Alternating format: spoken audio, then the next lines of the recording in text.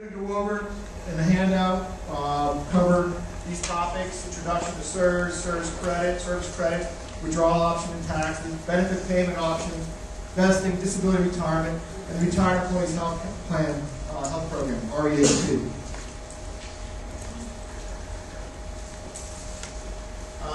Let you know, I've been doing this now for the state for 20 years. I was 23 years in the state. I worked for civil service. And then the rest of my years are with SERS, the State Employees Retirement System. So a lot of you have heard my name before. I've been around at Westchester since 99, I guess, 99 or 2000. I've done Delaware and Chester County, Philadelphia, and also I helped out in Lancaster County, did Millersville. Westchester's better than Millersville. Yeah. All right?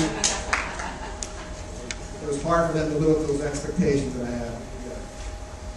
All right, we're a governmental plan under Section 415 of the Internet Internal Revenue Code. We're a 401A. We're a defined benefit plan, pension plan. We have our own law, state law, retirement code, Title 71, and that defines what we are in chapters 51 to 59. And the reason we're a defined benefit plan is that we use a formula to calculate the retirement benefit. So everybody's crying about how the economy's doing, the investments and all that other stuff. It doesn't matter what's going on out there. You are in a formulary program. So whatever the formula says you get, that's what you get. Because the economy may be bad, if we need more money in the account, the taxpayers, which I guess you too, would put more money in the taxes to pay for the program. All right. So it's a formulary program. There is no, we don't match half and half and all this. It's a formula. So whatever the formula divides is what you get. That is what you get. All right, funding. 3 major sources. Members are Class A or Class AA. Some people are A, some people are AA. A class are usually the state troopers. They didn't get a choice to go to AA because they have an FOP award. Class AA, that's most of us elected that under Act 9 to go in AA, which would give you an extra 1.25% more, 2.5%. But you have you contribute at 6.25% of your gross salary into the program. If you're Class A, it's 5% of your gross salary into the pension system. We then set a rate for the funding, how much the agencies must kick in for you. The rate's set each fiscal year by the board. And what we do is they go through the actuarial tables, they find out how much funding there is, how much funding is needed, and then they set the rate. So then they set the rate, and the employer's going to pay that share. Prior to 2 years ago or 3 years ago, there was no floor rate, so at some point they didn't have to contribute anything because the fund was doing so well. Act 9, around 1999, 2000, 2001, we were close to being overfunded, so they really didn't have to put any money into it. It was funding itself through the investments. But now, after the towers going down and now with the banking problem, the rate would go up because of the need more money for investments to pay the fund. And then we have investment earnings. And as we have investments, the better the investments perform, the less money you have to get from the state to pay for it. I think we did 7 or 8% or 11%. I'm not sure what the last, how our earnings are doing, but we'll usually get like a quarterly or a semi-annual review from the investment people. You can go on our website, take a look at it. They have newsletters and updating information. Retirement types. We have three retirement types: normal, early, and disability. Normal, age 50 or 60. The age 50 people are there's nobody here in that. Not even the security, I think they're 50. Are they? We'll check that. But basically, age 50 are state police and correctional officers, probation, parole. 60 is the rest of us. You have to be 60 with at least 3 years of service, or any age of 35 or more years of service. And that means your normal retirement. Early retirement, if you decide to retire before age 60 or 35 years of service, you have to have at least 5 years of state service, and there's penalties on there. The penalties range between the 3 to 6% per year superannuation. So it's either age 60 or 35, whichever you would achieve first. And then from that, if it's by age, so if you're 58, you need to get to 60, it's 2 years, and it can be between 3 to 6% per year. Under disability retirement, you must have 5 years of state service and be unable to perform your current state duties. You would contact me, and we're going to discuss more about disability retirement. But to apply for disability, you need 5 years. Retirement formula. State pension formula that we use is final average salary times 2.5 times years of service, state service.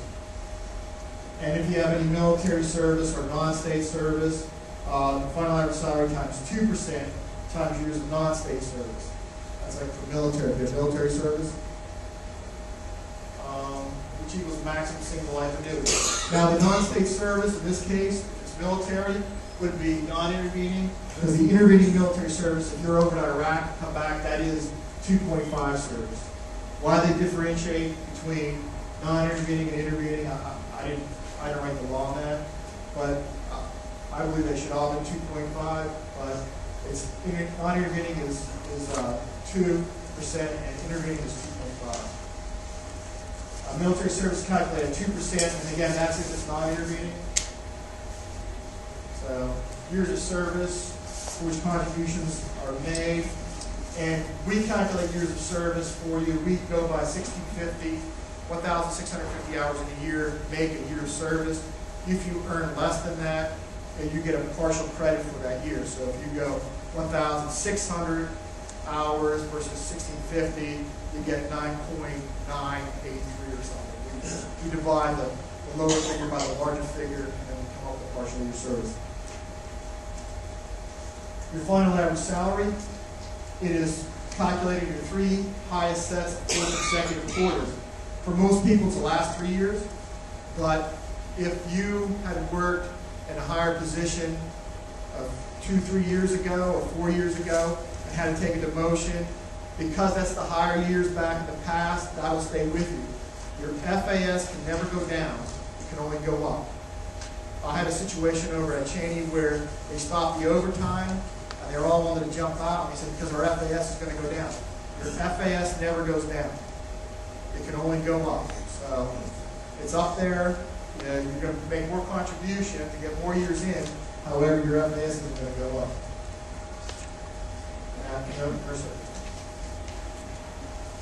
Service credit. Now, out there, state service, credit service, state service, or non-state service, such as military service, for which contributions have been made. So as you're working, you're making contributions on active pay. You're credited by hours, and we use 1,650 hours equals 1 year of service. In most cases, by the second pay in October, you have a full year of credited service in the state. So you can almost be off on leave without pay for 2 months and still get a full year of credited service for the pension. Any questions?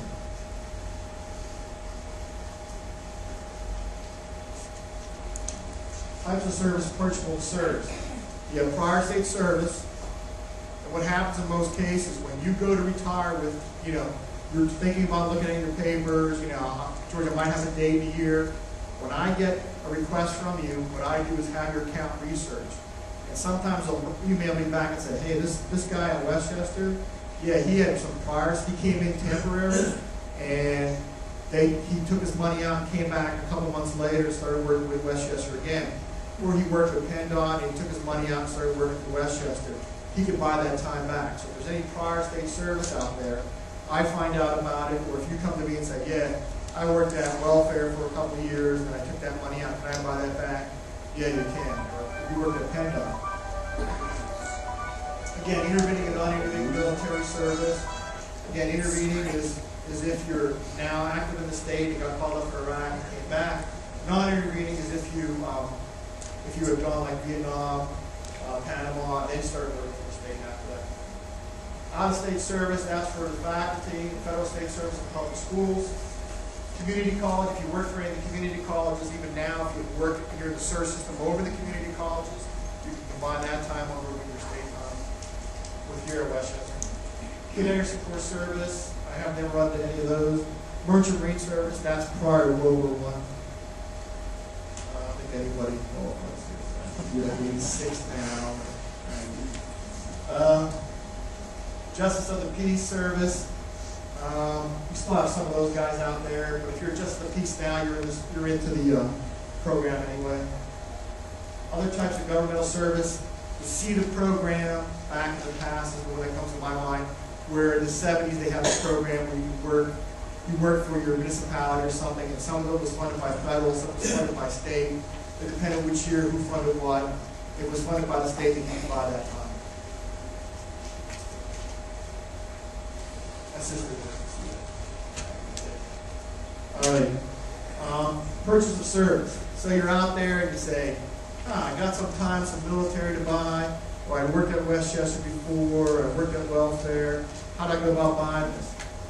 Usually, most of you go to contact me, and then what I do is send you the form, the SERS 131 form, which if you call me and say, George, please send me the SERS 131 form, I go, what the heck are you talking about?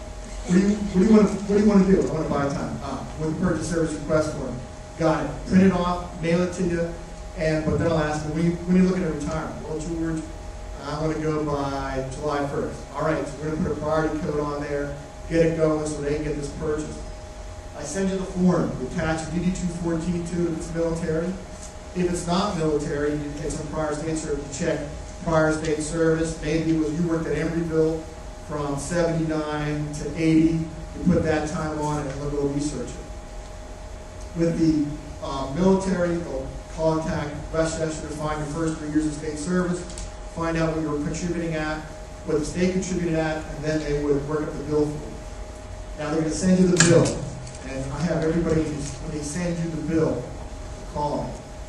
And call me and say, George, we got the bill. And I go, bill for what? Pretty good. I'm on my military. Oh, okay. All right, so you got it, you got your choices. And I said, well, when are you going to retire? Well, I'm going to retire soon, so we want to set that as an actuarial debt against your account. You say, George, what do you want to do that for? I said, well, it costs you no money. You're going to pay nothing for it. You're going to pay something, but it's going to be subtracted from the state share of your account. So we're going to increase your pension, say by those 3 years, times by 2%, giving you a much bigger pension. From that larger state share of money, we're going to subtract that cost, which is going to give you more money. So you're not going to pay anything, you're not going to do anything, and you're going to get more money. State government, huh? Nice. So we work that up, you get that, and it increases your pension. Now what I'll do, why I have you contact me is, I'll run it in there to make sure that's going to give you an increase. In rare circumstances, if you were 70 plus, and you have a small account, your life expectancy decreases, and therefore it may reduce your pension and give you less money. I would advise you then not to buy the time. So I would work that up. That's why I have everybody call me. I work it up to show you how much it increases your pension. But if it fluke that it decreases the pension, I advise you not to buy it. And then also, if you want to pay it off in lump sum, if you have the money, you could be like my father. At the time, they were paying 2% at the credit union, and he said, well, you pay 4% in your account. I want to take this money out of my savings account and throw it into your pension, and you get 4%. That's what he ended up doing. He's now living in Fort Myers. I think you did already. Payroll deductions, you can do the payroll deductions 1 to 6 years. You can do 1 year, 2 year, 3 year, 4 year, 5 year, 6 year payroll deductions. And again, like most people will do, is the actual debt against the account.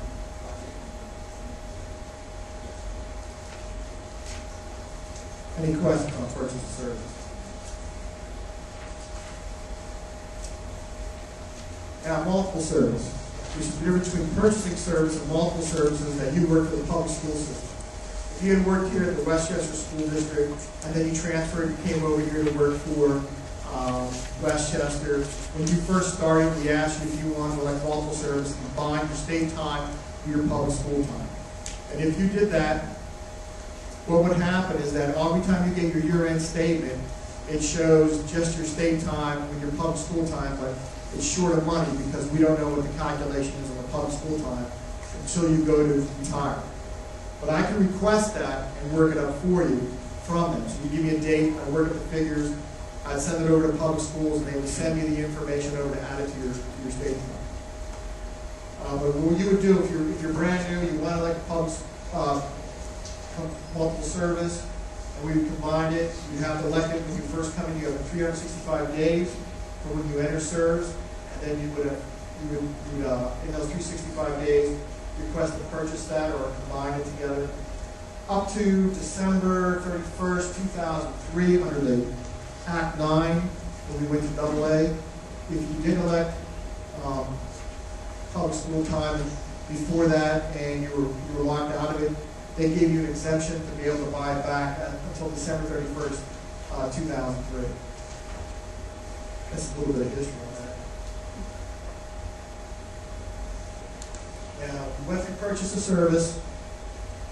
Now we're talking about you withdraw your contributions and interest. When you go to retire with the state, you contact me.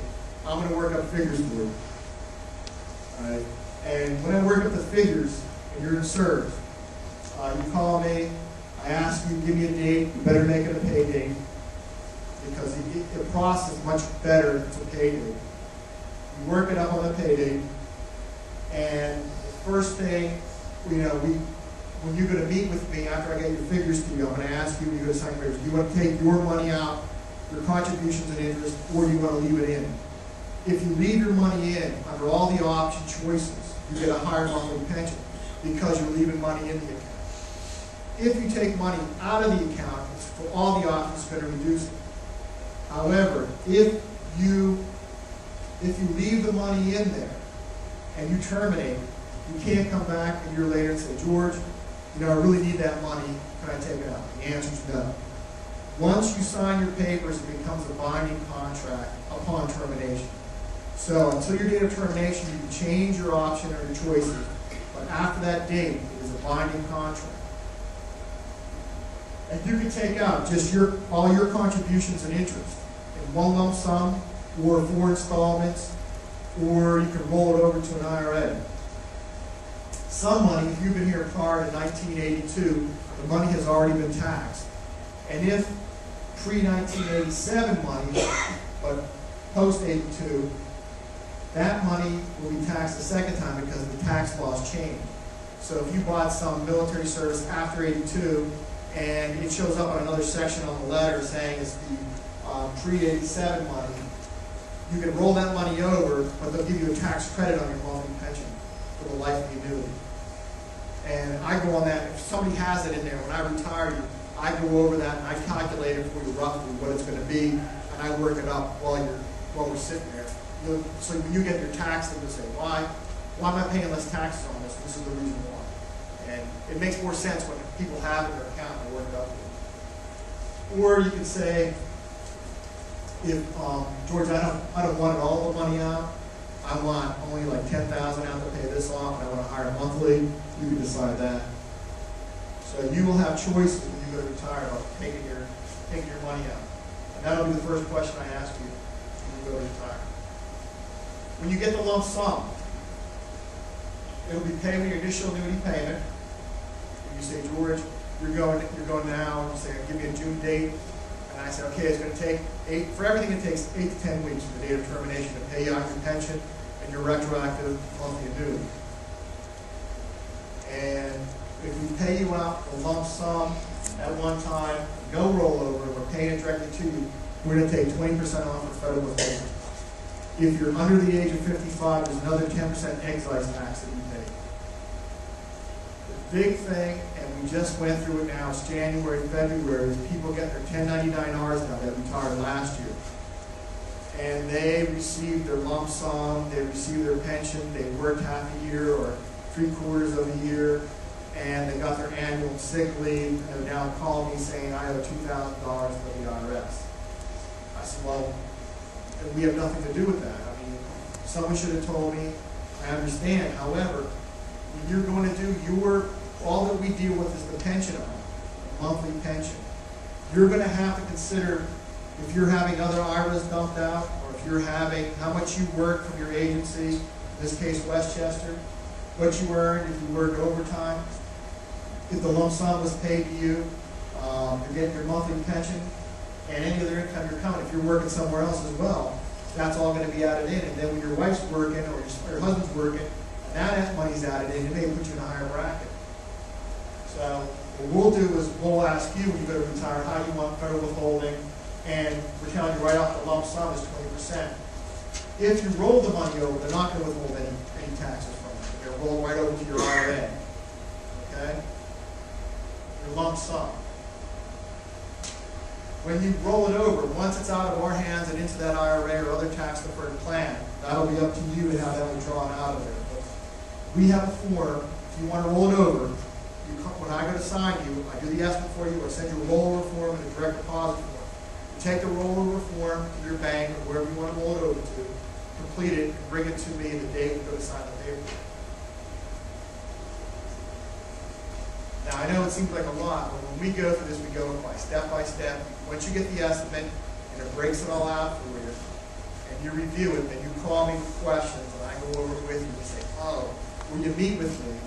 And I meet with people here at Westchester, don't I? I do, don't I? I meet people here on Fridays, usually. Go over it. Me and you, if you want to bring a spouse, or somebody else that's sitting with you, one of your kids or someone, I'll go over with them. We'll go over it one-on-one and go over the information and say, now that makes sense. So that's the kind of guy I am. You can tell me something and go, I don't see it.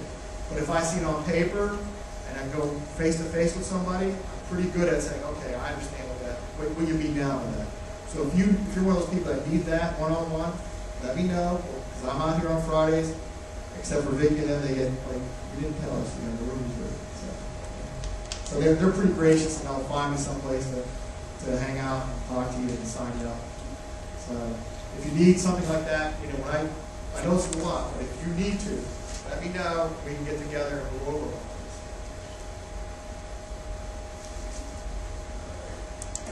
this. Taxes on monthly benefits.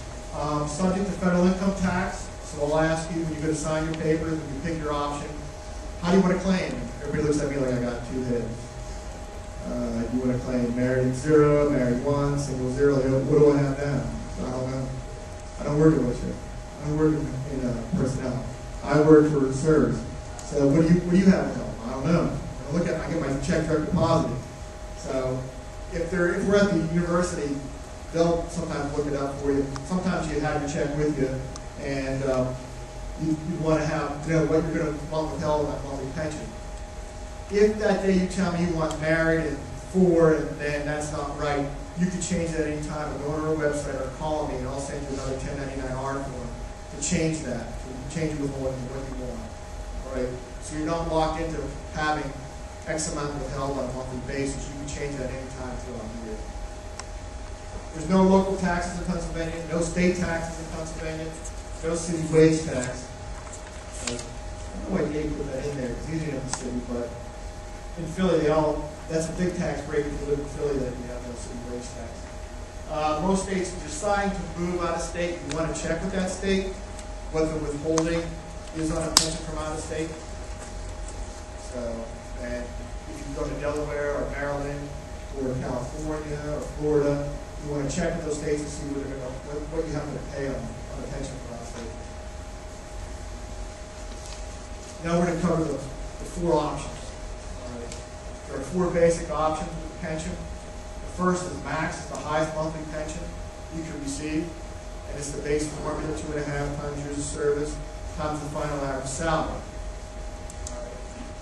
Provides the max amount each month for life, so you're going to receive all these pensions. You're going to receive this for the rest of your life. There is no, well, we ran out of money, we're not going to give it to you. Every month you're going to receive a check for the rest of your life. Death benefit. If you pick max and you leave your contributions and interest in, and you die in state service, whatever's left, just those contributions, and interest will be paid to your beneficiary. They're usually gone in 3 years or less. The state share money under max goes back to the state of Pennsylvania. It doesn't go to your beneficiaries. So if you die a year after you retire, and there's $100,000 left of state share in there, you die, you pick max, that money goes to the state of Pennsylvania. It doesn't go to your spouse or your beneficiaries. Your beneficiaries will receive the adjustment of 1 month, or if you don't take those contributions out, the balance of those contributions. Beneficiaries, in this case, you can name more than one beneficiary. You can name a spouse as a principal, your kids as contingent. You can name a beneficiary, can be a person, place, or thing.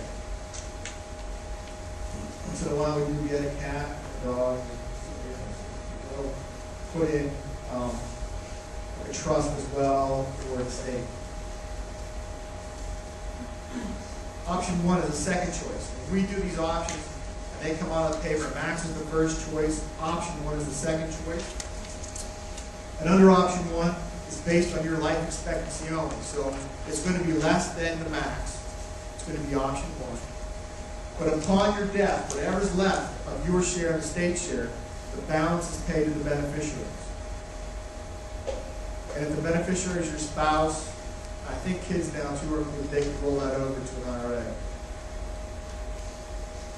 Also, when you pass, when we contact the beneficiary and say, these are your options, you'll be paid the lump sum if you want. You can take it in a 10-year annuity, 15-year annuity, partial lump sum distribution, and if it's less than $5,000, they got to take the lump sum. So what we'll do is you have to make sure your beneficiary is always up to date. Then we'll contact those updated beneficiaries, and we'll tell them, this is what's left in the account. And we send them the forms, and we'll make a choice.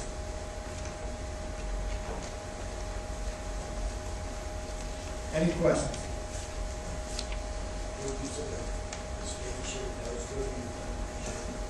Yes. And the question is, in this case, under option 1, does the state share go to your beneficiary? Whatever's left of the state share under option 1 would go to your beneficiary. Your wife would like us. The other way to match you.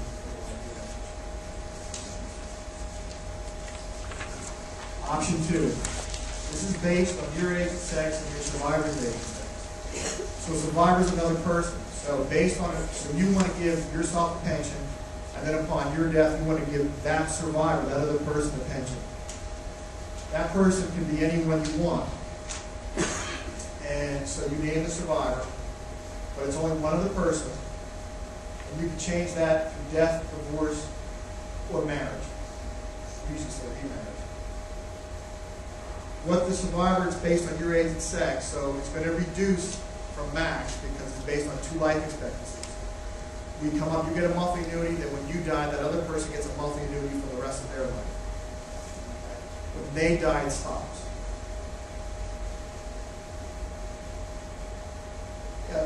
Again, you receive it for life. Upon your death, your survivor would receive it, and then when the survivor dies, it stops. But if the survivor dies before you can name another option or name another survivor. You're not locked into that. And that's the death, divorce, or remarriage. Option 3. Basically, under option 3, you can give yourself more, the survivor. However, you give the survivor 1/2 of what you're getting. So it increases your monthly a little bit, and then gives them 1/2 of what you're getting. Again, it's one other person. It's based on your age and sex, and their age and sex. But they're going to get 1/2 of what you're getting. And when the survivor dies, it stops.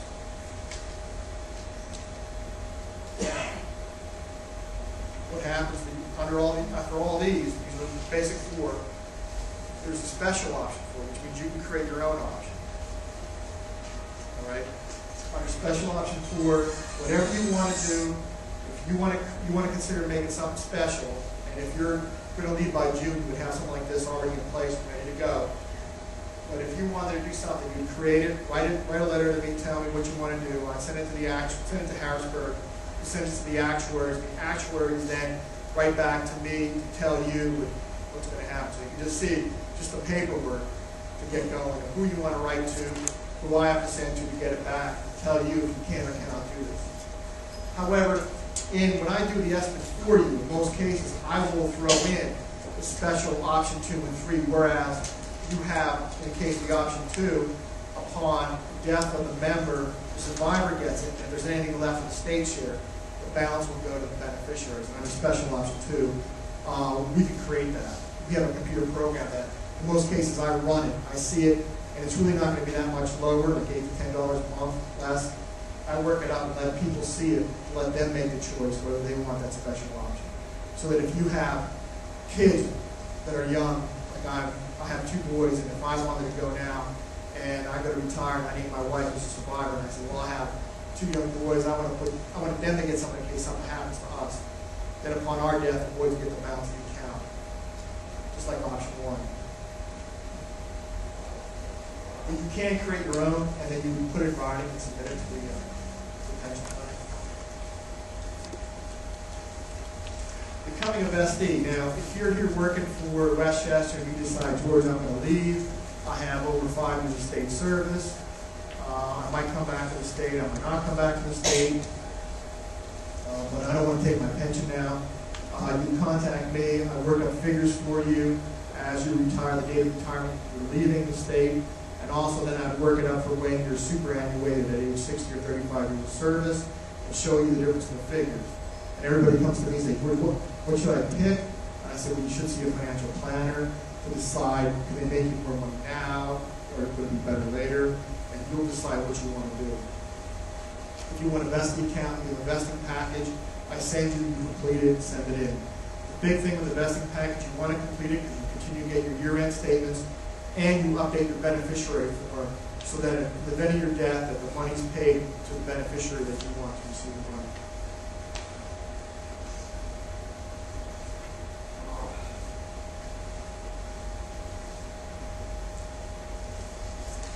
Disability. Now, I'll briefly go over disability retirement because the people who need the disability retirement aren't here. Usually they hear from you guys like, yeah, I was at this meeting, Bob, Mr. Spock was talking about disability, and oh yeah, I've been out on leave without pay, I should contact you. Here's this card, I got a copy for you. So if you think you can't do your job, and because of medical reasons, and you think you're eligible for disability retirement, you call me up, and I ask you, what do we call for a disability retirement? We'll work you up a disability retirement and a regular retirement. We send both out to you, so you always have a fallback with the regular retirement, figures look like. And you got to file the papers you got to sign the papers with me before termination. Because if you don't, then you're not allowed to apply for disability. So if you're terminated, you can't apply for disability after termination. You have to be actively employed to apply for disability retirement. I send you medical report forms. You get a copy of your job description. You give it to your doctor to complete the paperwork. They give it back to you. You call me. We get together here in Westchester. We sign the disability retirement package, close to what a regular retirement package looks like. I take all the medical information. I send it up to Harrisburg. I give it to the Secretary of the Day, scans and sends it to Harrisburg. And then in 3 to 4 weeks, the medical examiners review the application. They approve it or approve it temporary or permanent, or for permanent disability, 1 year, or denied. And then they'll send you a letter. At the same time they send you the letter, they send Westchester the letter saying what has happened. And then if it's permanent or temporary, then you contact Westchester saying, I'm going to accept this. We need to set the date of termination, and then we'll start. Then on that point, they set the date of termination back to my agency, and then we begin auditing the account to pay you out the pension.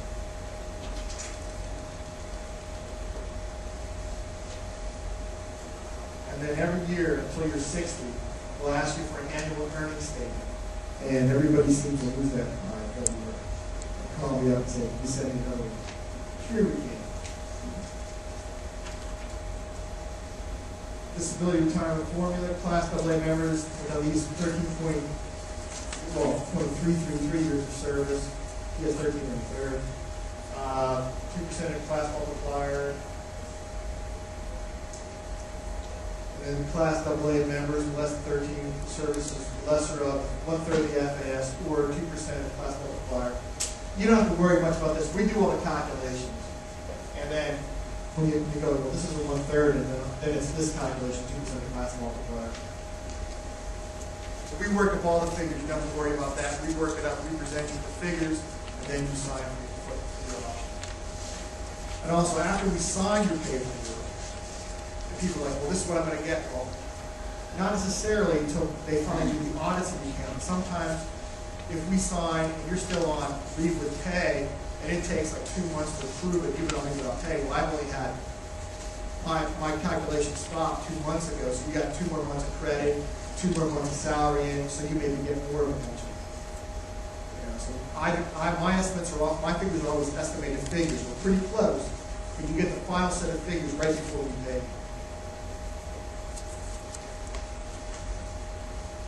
The problem with the disability plan is it's a good plan. If you're disabled, the problem is, and you make that choice, and people always get caught with this, you can't withdraw the contributions and interest. Under regular retirement, you can withdraw your contributions. Under disability, the contributions must stay in there. Disability max single life is the highest. And again, it's like a combination of maximum retirement and option 1. It's a combination of the two, because if you take max disability and you die, the balance of the account is paid to your beneficiary. Disability option 2 and option 3, again, just similar like the option 2 and 3 for regular retirement. You get a monthly pension, and then your survivor, it's based on a survivor option. Under option 2, they get what you would have gotten in regular retirement. So they don't get the penalty taken away under option 2. They get what you would have gotten in regular retirement. So that's what we work both up. Option 3, you're getting more money, leaving your survivor less money. And again, if you're not superannuated, you get a higher pension, but however, they see a lot less because it's based on the regular retirement. So, we go to retire. And this is important. I think the big thing right now is to be prepared. Call requesting after 90 days prior to retirement. If you're really considering about retiring soon, most of you have contacted me, other people here I've talked to before, and I've done estimates before. You know, it's pretty busy, but we'd like to get an estimate out to you. You should see your figures to make a decision. Once you receive the estimate, you call me to schedule a council session if you need one. If you don't need one, that's fine. But in most cases, I'm usually out here on Fridays when it gets busy. May, June, or busy day, in April. We like to complete your paperwork. So if you go like the end of June, we want to get you signed by May. Sometimes we get closer to the date of termination and think about how many people I have to sign. I do not just Westchester and Cheney, I do all the state in the 2-county area, and the PennDOT 6.0 office, the engineers. So I have everybody in the state in these two county areas. So we get the paperwork complete, and it takes approximately 8 to 10 weeks to receive your initial annuity payment. Longer does an agency debt. Now, if you want to speed up, make sure the process runs smooth. You do want to get all your stuff together. And when I send you the letter, there's a check, there's like a list of things you should bring when you go to sign your paper. You need to have your proofs of birth for you, which is 5 when you're picking option 2. For your beneficiaries, you should know their names, dates of birth, and addresses if you're naming beneficiaries. If you're rolling your money over, have a rollover form completed. If you're direct deposit, you can have that later, because the first check for you guys will be mailed to the house. The second check will be mailed to the house, to test the wire in the bank, and then the third check will go direct deposit. But in a lot of cases, when I go to sign people, they turn around and forget the proofs of birth on the table, or they're still in the security box, or they come in and they say, well, I don't know that I want to take my lump sum, what should I do? And I can't tell you what to do with your money, so you'll have to go back and come back later to sign the paperwork. or you sign your paperwork and you want to change your mind, I got to pull back the whole package, get a letter from you, pull back the package, stop the termination, go back through, and then send the paperwork back in and resubmit. So you really want to have all your questions answered, so when you meet with me over in HR on that day, it's a walk in the park. We're ready, we're set. George, most of you guys are on it. I mean, usually I forget to ask for the proofs of birth. The guys, other guys have made it make fun of me. They have all this stuff together. Yeah. Boom, boom, boom. And custodial people too. They have everything set. They know what's going on. So when we meet, it's there. All the time there's a holdup is because the rollover form, or I said, well, the rollover form has to come to me. Well, my financial guys take care of it, and he ends up sending it to Harrisburg. And if it's in Harrisburg, it never came to me. So I didn't get it in my office, so your package sits in the computer system in my office, and that sits in Harrisburg. And then finally, they don't merge each other until somebody goes, can you look in there, and they find it, and they finally send it up. So that can delay your package.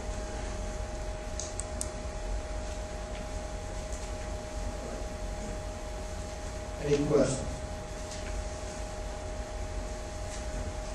Now, those who are in the PEBTF under AFSCME, I will do your retirement.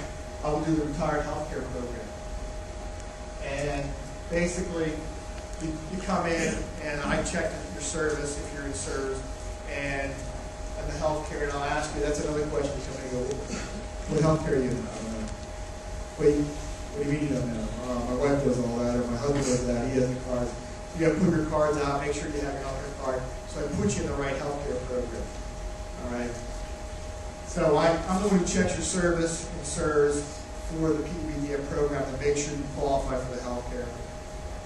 You qualify. I'll then, sign you up, and I have a form, a 2-page form now, and I'll ask you, I'll ask you the hard questions. Date of marriage. You know how many people have a hard time with that. Wife's social security number. Hard question number 2. Wife's date of birth, or husband's date of birth. And then your kids' dates of birth if they're on your healthcare plan. So you have to have all the information there, and then usually everybody wants to call somebody and get it, and they're not nowhere to be found. But we want to get that all completed, so I'll sign you up. And again, it's now, the percentage is 2% of your gross salary. To October 1st, 2010, then it's going up to 3% of your gross salary, paying for the health care. Or I should say annual salary. So that doesn't include overtime, it's just your annual base salary. And then if you don't qualify for majority state pay, the $5 state share payment, if you want to pick it up and pay for it. And now, when you ask for that, we do a $5 share, single and multiple coverage, and then it'll be just coverage, just health care, separate from prescription, and we'll give you a different, if you just want to buy the prescription, we have it all broken out. So if there's just, you only want one thing and pay for it now, you can do that. Also with the healthcare, what they've done is, we used to have either you accept it or decline. Now you can defer it. So if you were here 10, 15 years and you just said, yeah, I'm leaving, I'm going to get another state job, I'll ask you, you want the healthcare, the cost of that $685? I don't want it. I said, well, maybe you should decide to defer it, because down the road, if you can't pick up coverage, you can always come back to us and say, well, I deferred it, I'd like to pick it up. What's the cost now? The cost now $850. But yeah, that's pretty reasonable compared to what's out there. So the health care, if you're not eligible for the majority state pay, $5 shares out there, and then again we'll ask you, if you want to decline it, I don't want it, or I want to accept it, pay for it, or I want to defer it, you can defer up to once. That's new in the last 2 years. 25 years of service at any age, you get the majority paid health care. Age 60 with 20 years of service, effective July 1st, 2008. Then there's the grandfather clause. We still got a few guys out there with the grandfather clause. That if you have 15 years, 15 years by, I forgot what date it was, disability retirement at any age with at least 5 years of service.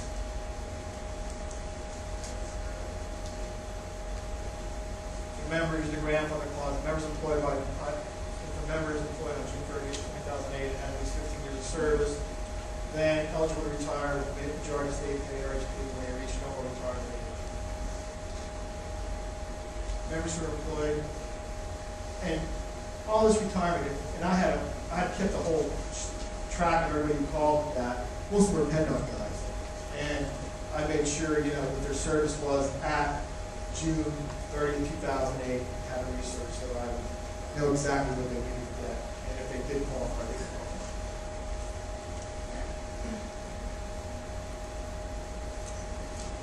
And variable continued, again, as it goes up, your health care goes up. So at the end of if the contract changes October 1st, 2010, it's going to go to 3%, and that's good until the end of the contract, which is going to be July 1st, 2011. We don't know what it's going to be after that. That's the big thing too. If you were to leave, and this has come up in a couple of agencies, where you leave and retire, and you're eligible for the health care, and they say, well, here, we got a sweet job for you back at Westchester, maybe more money, and you come in, and you don't have your health care. You come back into the new health care program. If you're under the old health care program, you come back, now you're under the new program, and if you want the better health care, then you have to do the buy-up. A lot of people got mad when they came back into agencies and found out that their wife lost health care for 6 months, and the guy on probation that happened to, and he didn't have health care for his wife, and she was on heavy medication. He had to go back and ask the OA to get back out and go back on the retired health care program. So once you leave the state agency, you've been here and you decide, well, I want to rather go work at another agency, and you have the health care majority paid, and you decide, well, I'd rather go work for this other agency and make more money. You've got to ask them what health care am I going to have, and what's it going to cost me. In the old days, you just come right back in and it's no problem. Now, because of the change in the health care, you've got to ask. Or you could be coming into a hornet's nest and not having the health care you had when you left the first time, or end up paying a lot more for it.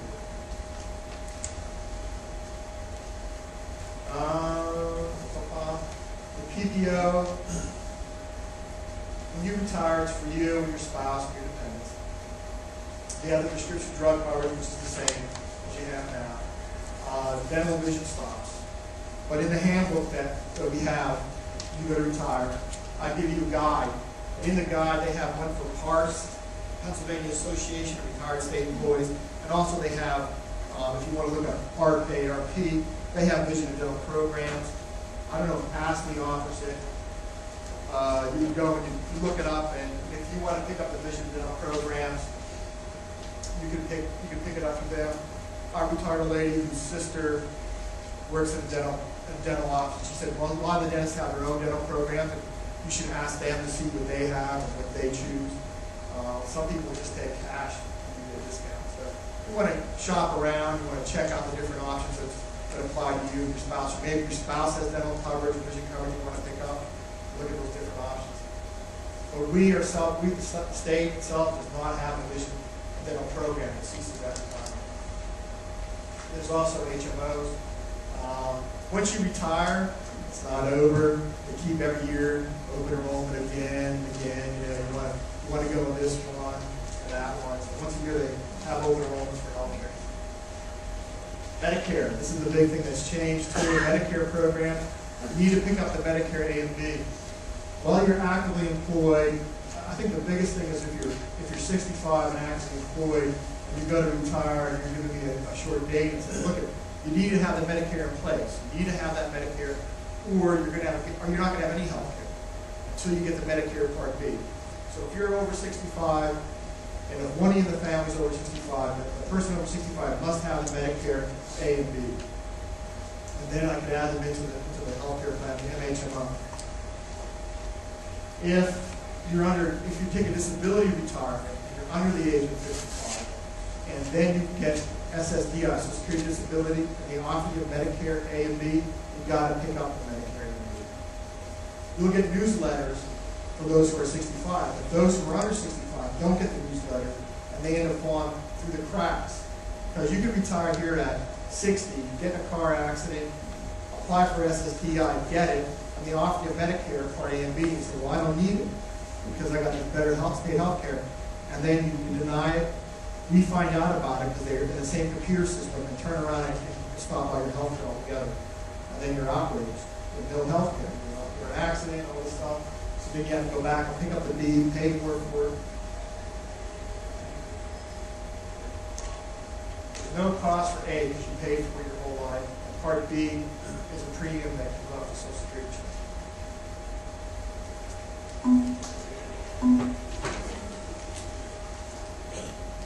All right. So, basically, my thing is if you're going to retire, and I know situations going on, you want to contact me, get some figures, maybe sit down and talk to me if you need to. Call me if you have questions. The big thing is to bring all the information that you need when you go to something that we meet. You have the direct deposit, or you have the rollover form, you have your spouse's date of birth, you have a proof of birth for you and your wife, or your husband, you have the rollover form completed, you've asked me questions, so when we meet that day, you're like, yeah, we're doing this, this is it. George, how's it going? What do we, this is sweet, I'm leaving, and we're good to go. That's what I want to see that day. I don't want to be getting you coming in and going, what should I pick? I said, we'll just give it today. And you're doing like, I won't ever do that today. We tried. So, look, don't make it hard. A lot of this is confusing. It seems confusing. Take it piece by piece. Ask yourself if you want to go, if you're ready to go. If I know I'm ready to go. I'm about 23 years, 47, I like to go now. Get this together. Let us work up figures. Maybe if you're Social Security age, you should contact Social Security. See if you're eligible to get that. And I think the one lady at PLCB, she called me after I'm not ready to go yet. So I said, well, let me work figures for you. Are you married? No, he passed away. Are you collecting widow benefits? You didn't get those? So she called the Social Security and didn't know she got more money. So then she called him, I'm signing her April. So she was all happy. She can now go do what she wants to do with the church and do other things and take care of her health. So you may want to consider, if you're Social Security age, contact Social Security, see how that looks like. Also with Social Security, and it would be a good thing if they got Social Security in here for you guys, because you want to look at the quarters and making sure their quarters match up with your quarters working, but there's no gaps, between the computer systems. Back in the past, when they weren't on the computer, it was paper, and then it went from paper to computer, and now digital and all that stuff. So sometimes there used to be gaps in people's Social Security records. Check your records, make sure, yeah, I did work in 96, what's, blank. Check those, make sure that all the quarters are in. So you do want to get all that worked out and ready to go. Any